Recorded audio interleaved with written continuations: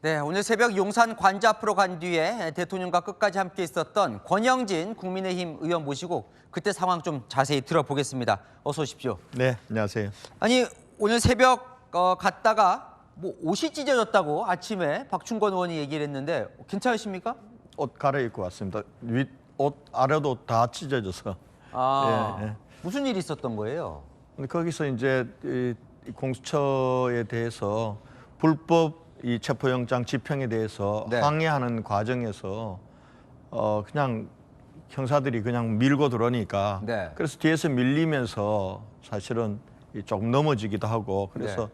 발목도 좀 삐고 그러면서 이 옷도 찢어지고 또 그 1차 방어선이 뚫어지고 나서는 대통령 관저로 가야 되겠다. 네.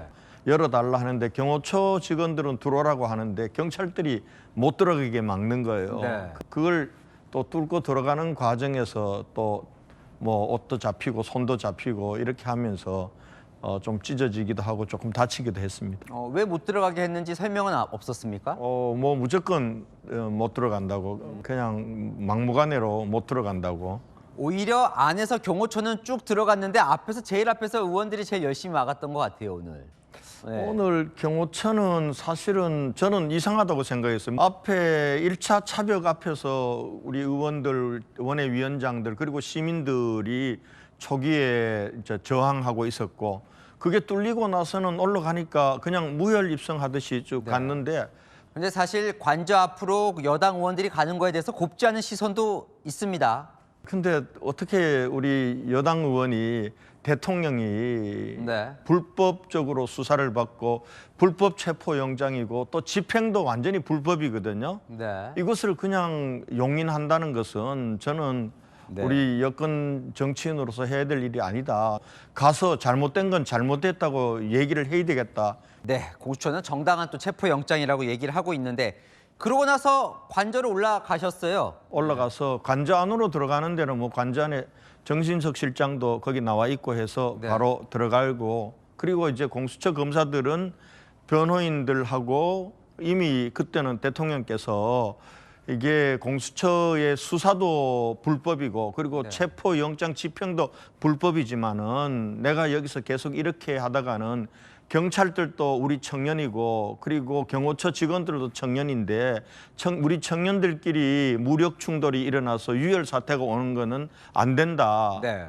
내가 나가겠다고 얘기를 했다라고 말씀하시면서 변호인단한테 공수처하고 내가 나갈 테니까 어떻게 나가서 어떻게 갈지에 대해서 협의를 좀 하라고. 네. 그래서 그때 공수처 검사들과 그리고 변호인들이 협의를 하고 있는 그런 과정에서 저는 대통령실로 들어갔습니다. 예. 아니, 그러면 처음에 공수처 검사가 들어가고 대통령이 나오기까지 한 3시간 걸렸는데 네. 그럼 3시간 동안 왜 이렇게 오래 걸린 거예요? 뭔가 협의한다고 오래 걸린 겁니까? 협의는 거의 좀 빨리 끝났던 것 같아요. 예. 대통령실에서는 우리가 자진 출두할 때니까 철수를 해라 이렇게 했는데 공수처에서는 안 된다. 체포영장을 집행해야 되겠다라고 해서 체포영장을 집행하되 네.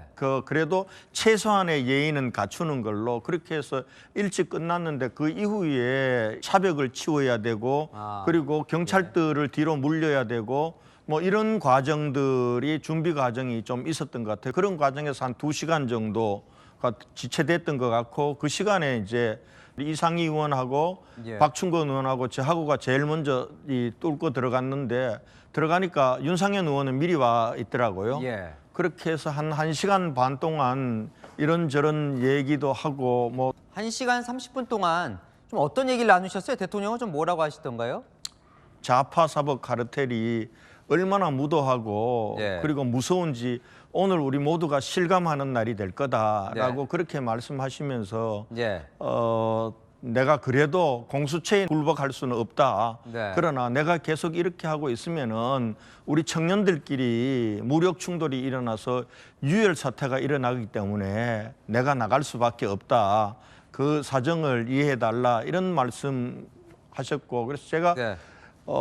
그냥 제가 평소에 궁금했던 게 실제로 계엄이 일어나고 난 이후에 특전사령관이나 이런 사람들이 뭐 대통령이 전화가 와서 국회의원들이 아직 인원이 덜 채워진 것 같으니까 들어가서 끌어내려라 이런 얘기를 했다고 해서 나 그거 한번 꼭 물어보고 싶었어요. 예. 그래서 대통령한테 아니 대통령께서 그런 얘기 특전사령관한테 전화해서 하셨습니까? 그랬더니 내가 전화는 했는데 그 많은 국회의원들을 끌어내서 어떻게 하자고 그 네. 말도 안 되는 소리지 그 아니라고 아니라고 분명했군요. 말씀하시더라고요. 예.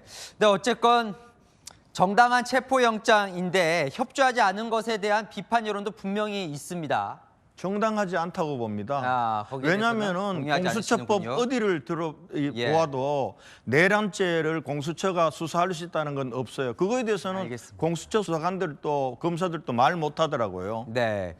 자, 마지막인데 어쨌건 헌정사상 처음으로 대통령이 체포가 되는 상황. 집권 여당으로서는 좀 송구한 일이 아닐까 싶습니다. 국민들에게. 좀 어떻게 그렇습니다. 생각하십니까? 정말 우리 여당으로서 비상계엄 그리고 대통령 탄핵 그리고 대통령이 체포되게 된 이렇게 된 과정에 이르도록 한 거는 저희 여당의 국회의원들도 다 책임이 있다고 생각합니다. 그런 면에서는 송구합니다. 그러나 그렇다고 해서 대통령을 내란죄로 단정을 하고 토끼몰이식으로 대통령에게도 과연 내란죄에 해당하는 그러한 잘못이 있는지 없는지 그건 법으로 따져봐야 되는 거잖아요.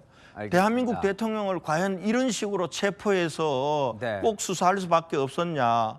알겠습니다. 권 의원과는 오늘 여기까지 이야기 나누겠습니다. 나와주셔서 감사합니다. 네, 감사합니다.